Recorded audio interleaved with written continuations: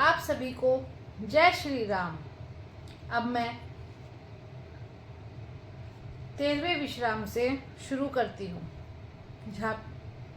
हे प्राण प्यारे, सुनिए, मेरे मन को भाने वाला एक वर तो दीजिए। भरत को राज तिलक, और हे नाथ, दूसरा वर भी मैं हाथ जोड़कर मांगती हूँ, मेरा मनोरथ पूरा कीजिए। तपस्वियों के वेश में विशेष उदासीन भाव से राम 14 वर्ष तक वन में निवास करे। कैकेयी के कोमल वचन सुनकर राजा के हृदय में ऐसा शोक हुआ जैसे चंद्रमा की किरणों के स्पर्श से चकवा विकल हो जाता है।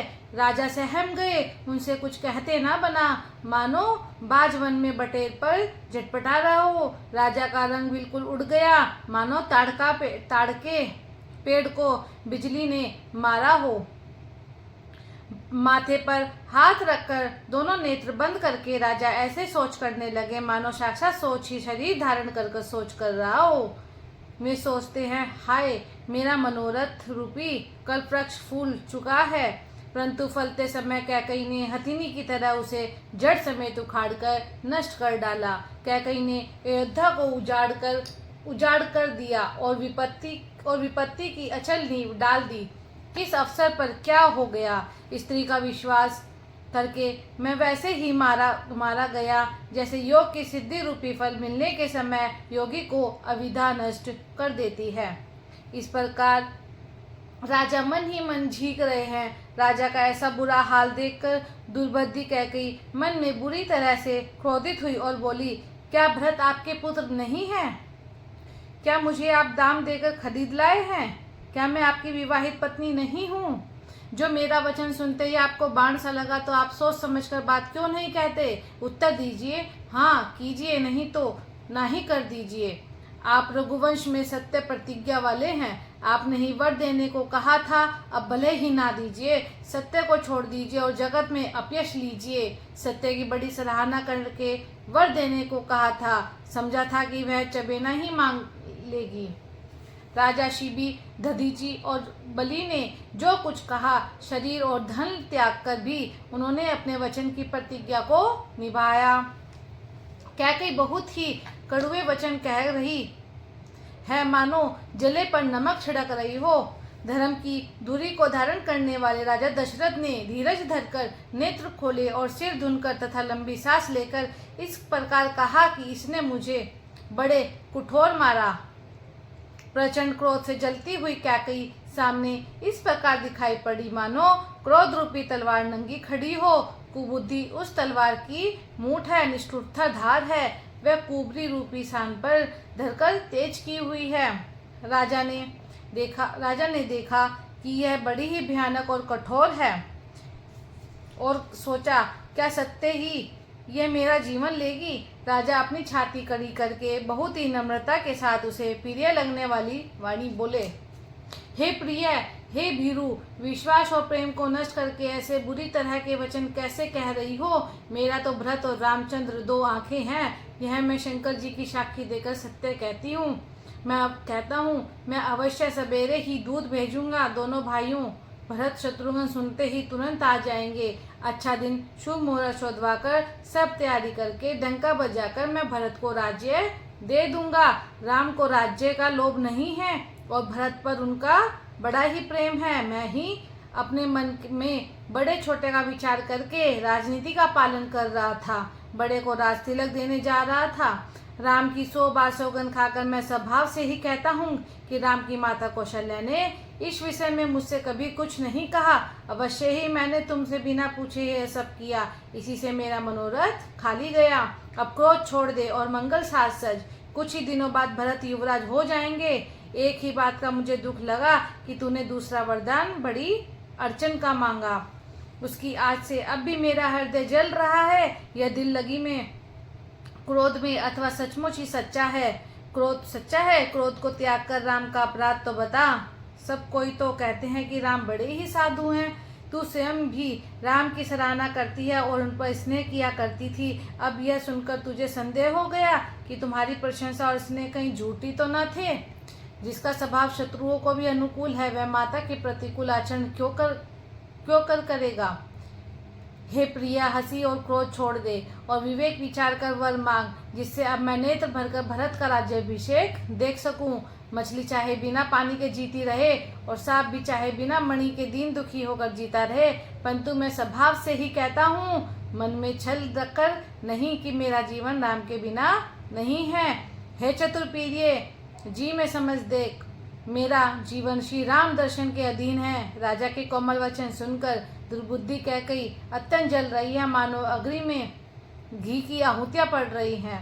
कैकई कहती है, आप करोड़ों उपाय क्यों ना करें, यहाँ आपकी माया नहीं चलेगी। या तो मैंने जो मांगा है सो दीजिए, नहीं तो ना ही करके अपयश लीजिए। मुझे बहुत प्रपंच बड़ी नहीं सुहाते। राम साधु है, आप सयाने साधु हैं। राम की माता भी भली है, मैंने सबको पहचान लिया। कौशल्या ने मेरे जैसा भला चाहा है, मैं भी साका करके उन्हें वैसा ही फल दूंगी। सवेरे होते ही मुनि का वेश धारण कर यदि राम वन को नहीं जाते तो हे राजन, मन में समझ लीजिएगा कि मेरा मरना होगा और आपका अपयश। ऐसा कहकर कुटिल कैकई उठ खड़ी हुई, मानो क्रोध की नदी उमड़ी हो। वह नदी पाप रूपी पहाड़ से प्रकट हुई है और क्रोध रूपी जल से भरी है। दोनों वरदान उस नदी के दो किनारे हैं। कैकई का कठिन हठ ही उसकी धारा है और कुबरी के वचनों की प्रेरणा ही भंवर है। राजा दशरथ रूपी वृक्ष को जड़ मूल से ढाती हुई विपत्ति रूपी समुद्र की ओर चली है। राजा ने समझ लिया कि बात सचमुच सच्ची है। स्त्री के बहाने मेरी मृत्यु ही सर पर नाच रही है। चरण पकड़कर उसे बिठाकर विनती की कि तू सूर्य कुल के लिए कुल्हाड़ी मत बन। तू मेरा मस्तक मांग ले, मैं तुझे अभी दे दूंगा, पर राम के विरह में मुझे मत मार। जिस किसी प्रकार से हो तू राम को रख ले, नहीं तो जन्म भर तेरी छाती जलेगी। राजा ने देखा कि रोग असाध्य है, तब वे अत्यंत आर्तवाणी से बोले, हा राम, हा राम, हा रघुनाथ, कहते हुए सिर पीटकर जमीन पर गिर पड़े। राजा व्याकुल हो गए, उनका सारा शरीर शिथिल पड़ गया, मानो हथिनी ने कल्प वृक्ष को उखाड़ फेंका हो। कंठ सूख गया, मुख से बात नहीं निकलती, मानो पानी के बिना पहिना नामक मछली तड़प रही हो। कैकई फिर कड़वे और कठोर वचन बोली, मानो घाव में जहर भर रही हो। कहती है, जो अंत में ऐसा ही करना था तो आपने मांग मांग किस बल पर कहा था। हे राजा, ठाका मारकर हंसना और गाल फुलाना, क्या ये दोनों एक साथ हो सकते हैं? दानी भी कहना और कंजूसी भी करना, क्या राजपूती में क्षेम कुशल भी रह सकती है? या तो वचन ही छोड़ दीजिए या धैर्य धारण कीजिए। जो असहाय स्त्री की भांति रोइए पीटिए नहीं। सत्यव्रती के लिए तो शरीर, स्त्री, पुत्र, घर, धन और पृथ्वी सब तिनके के बराबर कहे गए हैं। कैकई के मन भेदी वचन सुनकर राजा ने कहा कि तू जो चाहे कह, तेरा कुछ भी दोष नहीं है। मेरा काल तुझे मानो पिशाच होकर लग गया है, वही तुझसे यह सब कहला रहा है। भरत तो भूलकर भी राजपद नहीं चाहते, होनहारवश तेरे ही जी में कुमति आ बसी। यह सब मेरे पापों का परिणाम है, जिससे कुसमय में विधाता विपरीत हो गया। यह सुंदर अयोध्या फिर भली भांति बसेगी और समस्त गुणों के धाम श्री राम की प्रभुता भी होगी। सब भाई उनकी सेवा करेंगे और तीनों लोकों में श्री राम की बड़ाई होगी। बोलो श्री रामचंद्र भगवान की जय। केवल तेरा कलंक और मेरा पछतावा मरने पर भी नहीं मिटेगा, यह किसी तरह नहीं जाएगा। अब तुझे जो अच्छा लगे वही कर। मुंह छिपाकर मेरी आंखों की ओर जा बैठ, अर्थात मेरे सामने से हट जा, मुझे मुंह ना दिखा। मैं हाथ जोड़कर कहता हूँ कि जब तक मैं जीता रहूं तब तक फिर कुछ ना कहना, अर्थात मुझसे ना बोलना। अरे अभागिनी, फिर तू अंत में पछताएगी, जो तू नहारू के लिए गाय को मार रही है। राजा करोड़ों प्रकार से समझाकर कि तू क्यों सर्वनाश कर रही है, पृथ्वी गिर पड़े, पर कपट करने में चतुर कैकई कुछ बोलती नहीं, मानो मसान जगा रही हो। राजा राम राम रट रहे हैं और ऐसे व्याकुल हैं जैसे कोई पक्षी पंख के बिना बेहाल हो। वे अपने हृदय में मनाते हैं कि सवेरा ना हो और कोई जाकर श्री रामचंद्र जी से ये बात ना कहे।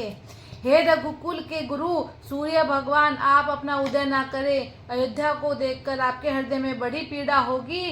राजा की प्रीति और कैकई की निष्ठुरता दोनों को ब्रह्मा ने सीमा तक रचकर बनाया है, अर्थात राजा प्रेम की सीमा है और कैकई निष्ठुरता की। विलाप करते करते ही राजा को सवेरा हो गया। राजद्वार पर वीणा, बांसुरी और शंख की ध्वनि होने लगी।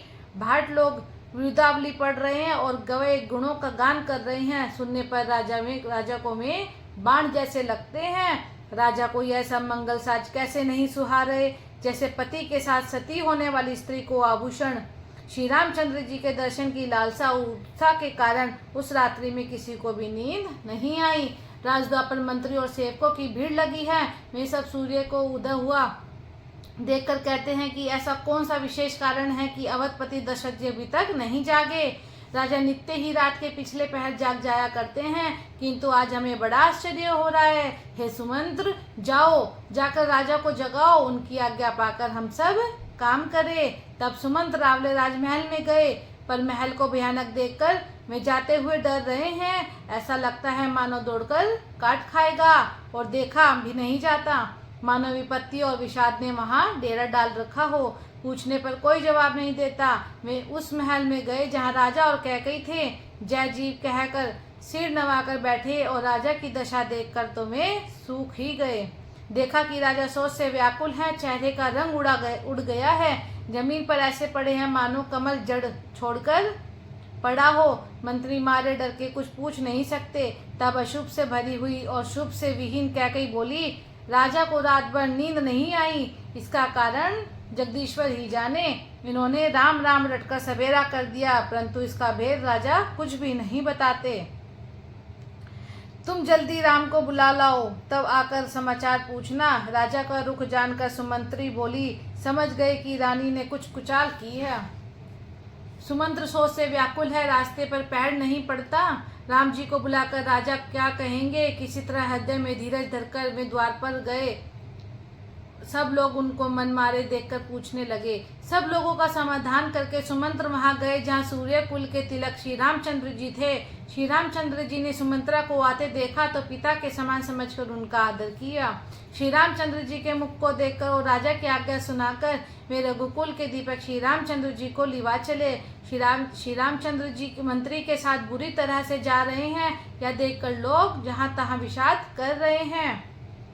रघुवंशमणि श्री रामचंद्र ने जाकर देखा कि राजा अत्यंत ही बुरी हालत में पड़े हैं, मानो सिंहनी को देखकर कोई बूढ़ा गजराज सहमकर गिर पड़ा हो। राजा के होठ सूख रहे हैं और सारा शरीर जल रहा है, मानो मणि के बिना सांप दुखी हो रहा हो।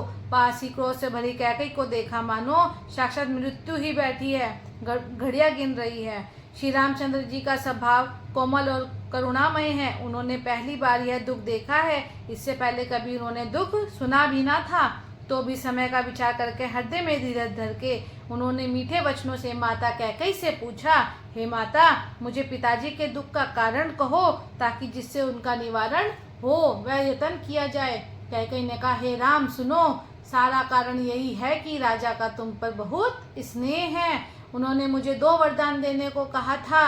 मुझे जो कुछ अच्छा लगा वही मैंने मांगा। उसे सुनकर राजा के हृदय में सोच हो गया, क्योंकि ये तुम्हारा संकोच नहीं छोड़ सकते। इधर तो पुत्र का स्नेह है और उधर वचन। राजा इसी धर्म संकट में पड़ गए हैं कि यदि तुम कर सकते हो तो राजा की आज्ञा शिरोधार्य करो और इनके कठिन कलेश को मिटाओ। कैकई बेधड़क बैठी ऐसी कड़वी वाणी कह रही है, जिसे सुनकर स्वयं कठोरता भी अत्यंत व्याकुल हो उठी। जीव धनुष है, वचन बहुत से तीर हैं, मानो राजा की ही कोमल निशाने के समान है। मानो स्वयं कठोरपन श्रेष्ठ वीर का शरीर धारण करके धनुष विद्या सीख रहा है। श्री रघुनाथ जी को सब हाल सुनाकर वह ऐसे बैठी है, मानो निष्ठुरता ही शरीर धारण किए हुए हो। सूर्य कुल के सूर्य स्वाभाविक ही आनंद निधान श्री रामचंद्र जी मन में मुस्कुराकर सब दूषणों से रहित ऐसे कोमल और सुंदर वचन बोले, जो मानो वाणी के भूषण ही थे। हे माता सुनो, वही पुत्र बड़भागी है जो पिता माता के वचनों का अनुरागी है। माता पिता को संतुष्ट करने वाला पुत्र है जननी, सारे संसार में दुर्लभ है। वन में विशेष रूप से मुनियों का मिलाप होगा, जिससे मेरा सभी प्रकार से कल्याण है। उसमें भी फिर पिताजी की आज्ञा हो, और हे जननी, तुम्हारी संपत्ति है और प्राण प्रिय भरत राज्य पावेंगे। आज विधाता सब प्रकार से मुझसे सम्मुख है, मेरे अनुकूल है। यदि ऐसे काम के लिए भी मैं वन को ना जाऊं तो मूर्खों के समाज में सबसे पहले मेरी गिनती करनी चाहिए। जो कल्प वृक्ष को छोड़कर रेन की सेवा करते हैं और अमृत त्याग कर विष मांग लेते हैं, हे माता तुम मन में विचार कर देखो, वे महामूर्ख भी ऐसा मौका पाकर कभी न चुकेंगे। हे माता, मुझे एक ही दुख विशेष रूप से हो रहा है, वह महाराज को अत्यंत व्याकुल देखकर। इस थोड़ी सी बात के लिए ही पिताजी को इतना भारी दुख हो। हे माता, मुझे इस बात पर विश्वास नहीं होता, क्योंकि महाराज तो बड़े ही धीर और गुणों के अथाह समुद्र है। अवश्य मुझसे कोई बड़ा अपराध हो गया जिसके कारण महाराज मुझसे कुछ नहीं कहते। मुझे मेरी सौगंध है माता, तुम सच सच कहो। रघुकुल में श्रेष्ठ श्री रामचंद्र जी के स्वभाव से ही सीधे वचनों को दुर्बुद्धि कैकई टेढ़ा ही करके जान रही है। जैसे यद्यपि जल समान ही होता है, परंतु जौक उसमें टेढ़ी चाल से ही चलती है। रानी कैकई श्री रामचंद्र जी का रुख पाकर हर्षित हो गई और कपटपूर्ण स्नेह दिखाकर बोली, तुम्हारी शपथ और भरत की सौगंध है, मुझे राजा के दुख का दूसरा कुछ भी कारण विदित नहीं है। हे तात, तुम अपराध के योग्य नहीं हो, तुम तो माता पिता और भाइयों को सुख देने वाले हो। हे राम, तुम तो कुछ कह रहे हो, सब सत्य है, तुम पिता माता के वचनों में तत्पर हो। मैं तुम्हारी बलिहारी जाती हूँ, तुम पिता को समझाकर वही बात कहो जिससे चौथेपन में इनका उपयश ना हो। जिस पुण्य ने इनको तुम जैसे पुत्र दिए हैं उसका निरादर करना उचित नहीं। कैकई के बुरे मुख में ये शुभ वचन कैसे लगते हैं, जैसे मगध देश में गया आदिक तीर्थ। श्री रामचंद्र जी को माता कैकई के सब वचन ऐसे अच्छे लगे जैसे गंगा जी में जाकर जल शुभ सुंदर हो जाते हैं। इतने में राजा की मूर्छा दूर हुई। उन्होंने राम का स्मरण करके राम राम कहकर फिर कर करवट ली। मंत्री ने श्री रामचंद्र जी का आना कहकर समय अनुकूल विनती की। तब राजा ने सुना कि श्री रामचंद्र पधारे हैं तो उन्होंने धीरज धर के नेत्र खोले। मंत्री ने संभाल कर राजा को बैठाया। राजा ने श्री रामचंद्र जी को अपने चरणों में पड़ते देखा। इसने से विकल राजा ने राम जी को हृदय से लगा लिया, मानो सांप ने अपनी खोई हुई मणि फिर पा ली हो। राजा दशरथ जी श्री राम जी को देखते ही रह गए, उनके नेत्रों से आंसू की धारा बह चली। शोक के विशेष वश होने के कारण राजा कुछ कह नहीं सकते। वे बार बार श्री रामचंद्र जी को हृदय से लगाते हैं, मन में ब्रह्मा जी को मनाते हैं कि जिससे श्री रघुनाथ जीवन को ना जाएं। फिर महादेव जी का स्मरण करके उनसे निहोरा करते हुए कहते हैं, हे सदाशिव, आप मेरी विनती सुनिए। आप आशुतोष और अवदरदानी हैं, अतः मुझे अपना दीन सेवक जानकर मेरे दुख को दूर कीजिए। आप प्रेरक रूप से सबके हृदय में हैं। आप श्री रामचंद्र जी को ऐसी बुद्धि दीजिए जिससे वे मेरे वचन को त्याग कर और शील स्नेह को छोड़कर घर ही में रह जाए। जगत में चाहे अपयश हो और सुयश नष्ट हो जाए, चाहे मैं नरक में गिरूं अथवा स्वर्ग चला जाए, और भी सभी प्रकार के दुख आप मुझसे सहन करा लें, पर श्री रामचंद्र जी मेरी आंखों की ओर ना हों। राजा मन ही मन इस प्रकार विचार कर रहे हैं, बोलते नहीं। उनका मन पीपल के पत्ते की तरह डोल रहा है। श्री रघुनाथ जी ने पिता को प्रेम के वश जानकर और यह अनुमान करके माता फिर कुछ कहेगी जो पिताजी को दुख होगा, देश काल और अवसर के अनुकूल विचार कर विनीत वचन कहे, हे तात, मैं कुछ कहता हूँ, ये ठिठाई नहीं करता हूँ। इस अनौचित्य को मेरी बाल्यावस्था समझकर क्षमा कीजिए। इस अत्यंत तुच्छ बात के लिए आपने इतना दुख पाया, मुझे किसी ने पहले कहकर ये बात नहीं जनाई। स्वामी को इस दशा में देखकर मैंने माता से पूछा। उनसे सारा प्रसंग सुनकर मेरे सब अंग शीतल हो गए। मुझे बड़ी प्रसन्नता हुई। हे पिताजी, इस मंगल के समय स्नेहवश होकर सोच करना छोड़ दीजिए और हृदय में प्रसन्न होकर मुझे आज्ञा दीजिए। यह कहते हुए प्रभु श्री रामचंद्र जी सर्वांग पुलकित हो गए। उन्होंने फिर कहा, इस पृथ्वी तल पर उनका जन्म धन्य है जिसके चरित्र सुनकर पिता को परम आनंद हो, जिसको माता पिता प्राणों के समान प्रिय है। चारों पदार्थ उसके करत लगत के रहते हैं। आपकी आज्ञा पालन करके और जन्म का फल पाकर मैं जल्दी ही लौट आऊँगा, अतः कृपा आज्ञा दीजिए। माता से विदा मांगता हूँ, फिर आपके पैर लगकर अवन को चलूँगा। ऐसा कहकर तब श्री रामचंद्र जी वहाँ से चल दिए। राजा ने शोकवश कोई उत्तर नहीं दिया। वह बहुत ही थी कि बात नगर भर में इतनी जल्दी फैल गई कि मानो डंक मारते ही बिच्छू विष सारे शरीर में चढ़ गया हो। इस बात को सुनकर सब स्त्री पुरुष ऐसे व्याकुल हो गए जैसे दावानल देखकर और वृक्ष मुरझा जाते हैं। जो जहाँ सुनता है वह वहीं सिर धुनने लगता है। बड़ा विषाद है, किसी को धीरज नहीं बनता। सबके मुख सूखे जाते हैं और आंखों से आंसू बहते हैं। शोक हृदय में नहीं समाता। मानो करुणा रस की सेना अवध पर डंका बजाकर उतर आई हो। सब मेल मिल गए थे। इतने में ही विधाता ने बात बिगाड़ दी। जहाँ तहाँ लोग कैकई को गाली दे रहे हैं। उस पापिन को क्या सूझ पड़ा जो इसने छाए घर पर आग रख दी। यह अपने हाथ से अपनी आंखों को निकाल कर देखना चाहती है और अमृत फेंक कर विष चखना चाहती है। यह कुटिल कठोर दुर्बुद्धि और अभागिनी कैकई रघुवंश रूपी बास के वन के लिए अग्नि हो गई। पत्ते पर बैठकर इसने पेड़ को काट डाला।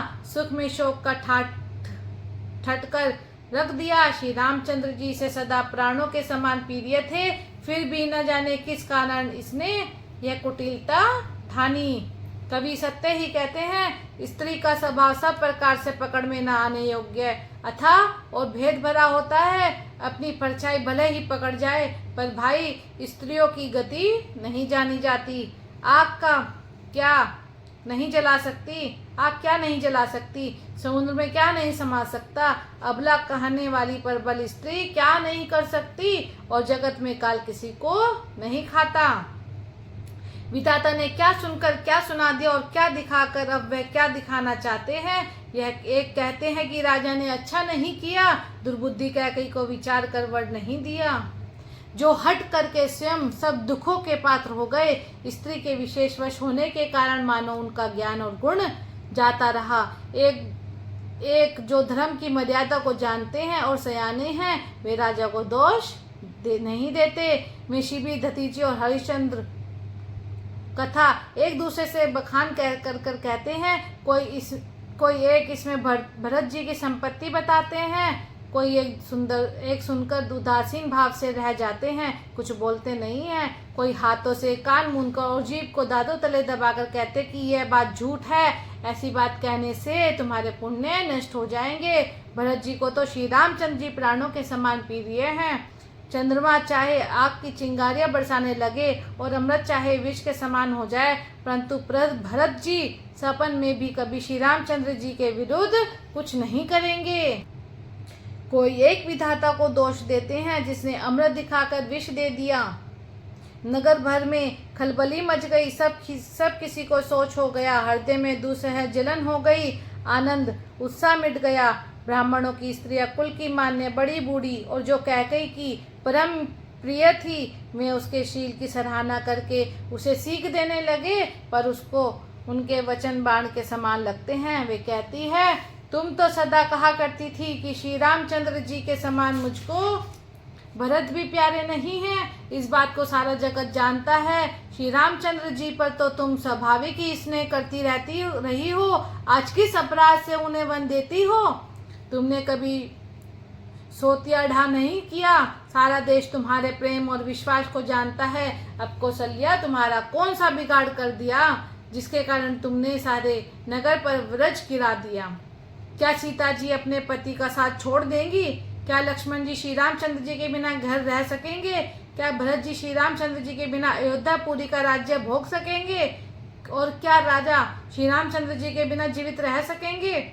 अर्थात ना सीता जी यहाँ रहेंगी, ना लक्ष्मण जी रहेंगे, ना भरत जी राज्य करेंगे और ना राजा ही जीवित रहेंगे। सब उजाड़ हो गया। हृदय में ऐसा विचार कर क्रोध छोड़ दो। शोक और कलंक की कोठी मत बनो। भरत को अवश्य युवराज पद दो, पर श्री रामचंद्र जी का वन में क्या काम। श्री रामचंद्र जी राज्य के भूखे नहीं हैं। वे धर्म की धूरी को धारण करने वाले और विषय रस से रूखे हैं, अर्थात उनमें विषय शक्ति है ही नहीं, इसलिए तुम यह शंका ना करो कि श्री राम जी वन न गए तो भरत के राज्य में विघ्न करेंगे। इतने पर भी मन न माने तो तुम राजा से दूसरा ऐसा वर ले लो कि श्री राम घर छोड़कर गुरु के घर रहें।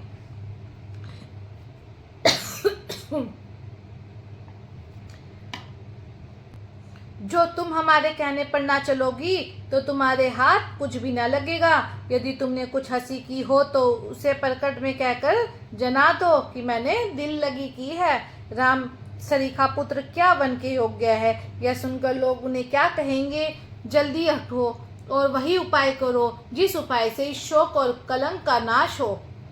जिस तरह नगर भर का शोक और तुम्हारा कलंक मिटे, वही उपाय करके कुल की रक्षा कर मन जाते हुए श्री राम जी को हट करके लौटा लें। दूसरी कोई बात ना चला। तुलसीदास जी कहते हैं कि जैसे सूर्य के बिना दिन, प्राण के बिना शरीर और चंद्रमा के बिना रात निर्जीव तथा शोभाहीन हो जाती है, वैसे ही श्री रामचंद्र जी के बिना अयोध्या हो जाएगी। हे भामिनी, तू अपने हृदय में इस बात को समझ विचार कर देख तो सही। इस प्रकार सखियों ने ऐसी सीख दी जो सुनने में मीठी और परिणाम में हितकारी थी, पर कुटिला कुबीरी की सिखाई पढ़ाई हुई कैकई ने इस पर जरा भी कान नहीं किया।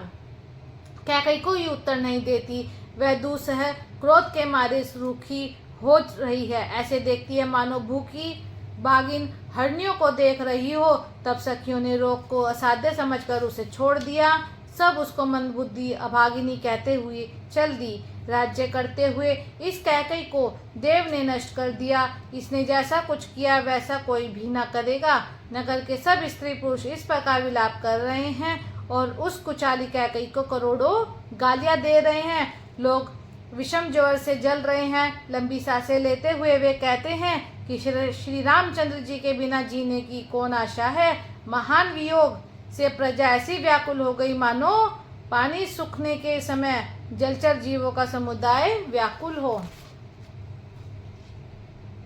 सभी पुरुष और स्त्रियां अत्यंत विषाद के वश हो रहे हैं। स्वामी श्री रामचंद्र जी माता कौशल्या के पास गए। उनका मुख प्रसन्न है और चित्त में चौगुना चाव है। यह सोच मिट गया कि राजा कहीं रख ना ले। श्री राम जी को राज तिलक की बात सुनकर विषाद हुआ था कि सब भाइयों को छोड़कर बड़े भाई मुझको ही राज तिलक क्यों होता है। अब माता कैकई जी की आज्ञा और पिता की मौन सम्मति पाकर वह सोच मिट गया। श्री रामचंद्र जी का मन नए पकड़े हुए हाथी के समान और राज तिलक उस हाथी के बांधने की कांटेदार लोहे की बेड़ी के समान है। वन जाना है, यह सुनकर अपने को बंधन से छूटा जानकर उनके हृदय में आनंद बढ़ गया। रघुकुल तिलक श्री रामचंद्र जी ने दोनों हाथ जोड़कर आनंद के साथ माता के चरणों में सिर नवाया। माता ने आशीर्वाद दिया और अपने हृदय से लगा लिया। उन पर गहने तथा कपड़े न्योछावर किए। बोलो श्री रामचंद्र भगवान की जय, सीता माता की जय। माता बार बार श्री रामचंद्र जी का मुख चूम रही है। नेत्रों में प्रेम का जल भर आया और सब अंग पुलकित हो गए। श्री राम को अपनी गोद में बैठाकर फिर हृदय से लगा लिया। सुंदर स्तन प्रेम रस बहाने लगे। उनका प्रेम और महान आनंद कुछ कहा नहीं जाता। मानो कंगाल ने कुबेर का पद पा लिया हो। बड़े आदर के साथ सुंदर मुख देखकर माता मधुर वचन बोली, हे तात, माता बलिहारी जाती है, कहो वह आनंद मंगलकारी लगन कब है जो मेरे पुण्यशील और सुख की सुंदर सीमा है और जन्म लेने के लाभ की पूर्णम अवधि है, तथा जिसको सभी स्त्री पुरुष अत्यंत व्याकुलता से इस प्रकार चाहते हैं कि जिस प्रकार प्यास से चातक और चातकी शरद ऋतु के स्वाति नक्षत्र की वर्षा को चाहते हैं। हे तात, मैं बलैया लेती हूँ, तुम जल्दी नहा लो और जो मन भावे कुछ मिठाई खा लो भैया। तब पिता के पास जाना, बहुत देर हो गई है। माता बलिहारी जाती है। माता के अत्यंत अनुकूल वचन सुनकर जो मानो स्नेह रूपी कल्पवृक्ष के फूल थे, जो सुख रूपी मकरंद से भरे थे और श्री राजलक्ष्मी के मूल थे, ऐसे वचन रूपी फूलों को देखकर श्री रामचंद्र जी का मन रूपी भोरा उन पर नहीं भूला। धर्म धुरीण श्री रामचंद्र जी ने धर्म की गति को जानकर माता से अत्यंत कोमल वाणी से कहा, हे तात, पिताजी ने मुझको वन का राज्य दिया है जहाँ सब प्रकार से मेरा बड़ा काम बनने वाला है। हे माता, तू प्रसन्न मन से मुझे आज्ञा दे जिससे मेरी वन यात्रा में आनंद मंगल हो। मेरे स्नेहवश भूलकर भी डरना नहीं। हे माता, तेरी कृपा आनंद ही हो। 14 वर्ष वन में रहकर पिताजी के वचन को प्रमाणित सत्य कर फिर लौटकर तेरे चरणों का दर्शन करूंगा। तू मन को मलान ना कर। रघुकुल में श्रेष्ठ श्री राम जी के ये बहुत ही नम और मीठे वाचन माता के हृदय में बाण के समान लगे और कसने लगे। उस शीतल वाणी को सुनकर कौशल्या वैसे ही सहम कर सूख गई जैसे बरसात का पानी पड़ने से ज्वासा सूख जाता है। हृदय विषाद कुछ कहा नहीं जाता। मानो सिंह की गर्जना सुनकर हिरनी विकल हो गई हो। नेत्रों में जल भर आया, शरीर थर थर कांपने लगा, मानो मछली माजा खाकर बधैवास हो गई हो। धीरज धरकर पुत्र का मुख देखकर तात गदगद वचन कहने लगी, हे तात, तुम तो पिता को प्राणों के समान पीते हो। तुम्हारे चरित्र को देखकर वे नित्य प्रसन्न होते हैं। राज्य देने के लिए उन्होंने ही शुभ दिन सोधवाया था। अब फिर अब किस अपराध से वन जाने को कहा? हे तात, मुझे इसका कारण सुनाओ। सूर्यवंश को जलाने के लिए अग्नि कौन हो गया? तब श्री रामचंद्र जी का रुख देखकर मंत्री के पुत्र ने सब कारण समझाकर कहा। उस प्रसंग को सुनकर वे गूंगी जैसी रह गई। उनकी दशा का वर्णन नहीं किया जा सकता, ना रख ही सकती है, ना ये कह सकती कि वन चले जाओ। दोनों ही प्रकार से हृदय में बड़ा भारी संताप हो रहा है। मन में सोचती है कि देखो विधाता की चाल सदा सबके लिए टेढ़ी होती है। लिखने लगे चंद्रमा और लिख गया राहु। धर्म और स्नेह दोनों ने कौशल्या जी की बुद्धि को घेर लिया। उनकी दशा साफ छुचुंदर सी हो गई। वे सोचने लगी, यदि मैं अनुरोध करके पुत्र को रख लेती हूँ तो धर्म जाता है और भाइयों में विरोध होता है, और यदि वन जाने को कहती हूँ तो बड़ी हानि होती है। इस प्रकार के धर्म संकट में पड़कर रानी विशेष रूप से सोच के वश हो गई। फिर बुद्धिमती और कौशल्या जी स्त्री धर्म को समझकर और राम तथा भरत दोनों पुत्रों को समान जानकर सरल स्वभाव वाली श्री रामचंद्र जी की माता बड़ा धीरज धरकर वचन बोली, हे तात, मैं बलिहारी जाती हूँ। तुमने अच्छा किया। पिता की आज्ञा का पालन करना ही सब धर्मों का शिरोमणि धर्म है। राज्य देने को कहकर वन दे दिया, उसका मुझे लेश मात्र भी दुख नहीं है। दुख तो इस बात का है कि तुम्हारे बिना भरत को, महाराज को और प्रजा को बड़ा भारी क्लेश होगा। हे तात, यदि केवल पिताजी की आज्ञा हो तो माता को बड़ी जानकर वन को मत जाओ, किंतु यदि पिता माता दोनों ने वन जाने को कहा हो तो वन तुम्हारे लिए सैकड़ों अयोध्या के समान है। वन के देवता तुम्हारे पिता होंगे और वन देवियां माता होंगी। वहाँ के पशु पक्षी तुम्हारे चरण कमलों के सेवक होंगे। राजा के लिए अंत में वनवास करना उचित है। केवल तुम्हारी अवस्था देखकर हृदय में दुख होता है। हे रघुवंश के तिलक, वन बड़ा भाग्यवान है। यह अवध अभागी है जिसे तुमने त्याग दिया। हे पुत्र, यदि मैं कहूँ कि मुझे भी साथ ले चलो तो तुम्हारे हृदय में संदेह होगा। हे पुत्र, तुम सभी के परम प्रिय हो, प्राणों के प्राण और हृदय के जीवन हो। वही तुम कहते हो कि माता, मैं वन को जाऊं और मैं तुम्हारे वचनों को सुनकर बैठी पछताती हूँ। यह सोचकर झूठा स्नेह बढ़ाकर मैं हट नहीं करती। बेटा, मैं बलैया लेती हूँ। माता का नाता मानकर मेरी सुध भूल न जाना। हे गोसाई, सब देव और पितर तुम्हारी वैसी ही रक्षा करे जैसे पल की आंखों की रक्षा करती हैं। तुम्हारे वनवास की अवधि जल है, प्रियजन और कुटुंबी मछली है। तुम दया की खान और धर्म की धुरी को धारण करने वाले हो। ऐसा विचार कर वही उपाय करना जिसमें सबके जीते जी तुम आ मिलो। मैं बलिहारी जाती हूँ, तुम सेवक को, परिवार वालों और नगर भर को अनाथ करके सुखपूर्वक वन को जाओ। आज सबके पुण्यों का फल पूरा हो गया। कठिन काल हमारे विपरीत हो गया। बहुत विलाप करके और अपने को परम अभागिनी माँ जानकर माता श्री रामचंद्र जी के चरणों में लिपट गई। हृदय में भयानक दुसह संताप छा गया। उस समय के बहुविध विलाप का वर्णन नहीं किया जा सकता। श्री रामचंद्र जी ने माता को उठाकर हृदय से लगा लिया और फिर कोमल वचन कहकर उन्हें समझाया। उसी समय यह समाचार सुनकर सीता जी अकुला उठी और सास के पास जाकर उनके दोनों चरण कमलों की वंदना कर सिर नीचा करके बैठ गई। सास ने कोमल वाणी से आशीर्वाद दिया। मैं सीता जी को अत्यंत सुकुमारी देखकर व्याकुल हो उठी। रूप की राशि और पति के साथ पवित्र प्रेम करने वाली सीता जी नीचा मुख किए बैठी सोच रही है। जीवननाथ प्राणनाथ वन को चलना चाहते हैं। देखें किस पुण्यवान ने उनका साथ होगा। शरीर और प्राण दोनों साथ जाएंगे या केवल प्राण ही से इनका साथ होगा। विधाता की करनी कुछ जानी नहीं जाती। सीता जी ने अपने सुंदर चरणों के नखों से दूर धरती कुरेद रही है। ऐसा करते समय नुपुरों का जो मधुर शब्द हो रहा है, कवि उसका इस प्रकार वर्णन करते हैं कि मानो प्रेम के वश होकर नुपुर यह विनती कर रहे हैं कि सीता जी के चरण कभी हमारा त्याग ना करें। सीता जी सुंदर नेत्रों से जल बहा रही है। उनकी यह दशा देखकर श्री राम जी की माता कौशल्या जी बोली, हे तात सुनो, सीता अत्यंत ही सुकुमारी है तथा सास ससुर और कुटुंबी सभी को प्यारी है। इनके पिता जनक जी राजाओं के शिरोमणि हैं। ससुर सूर्य कुल के सूर्य हैं और पति सूर्य कुल रूपी कुमुद वंदन को खिलाने वाले चंद्रमा तथा गुण और रूप के भंडार है। फिर मैंने रूप की राशि, सुंदर गुण और शील वाली प्यारी पुत्र वधू पाई है। मैंने इनको आंखों की पुतली बनाकर इनसे प्रेम बढ़ाया है और अपने प्राण इनमें लगा रखे हैं। इन्हें कल्पलता के समान मैंने बहुत तरह से बड़े लाड़ चाव के साथ स्नेह रूपी जल से सींच कर पाला है। अब इस लता के फूलने फलने के समय विधाता वाम हो गए। कुछ जाना नहीं जाता कि इसका क्या परिणाम होगा।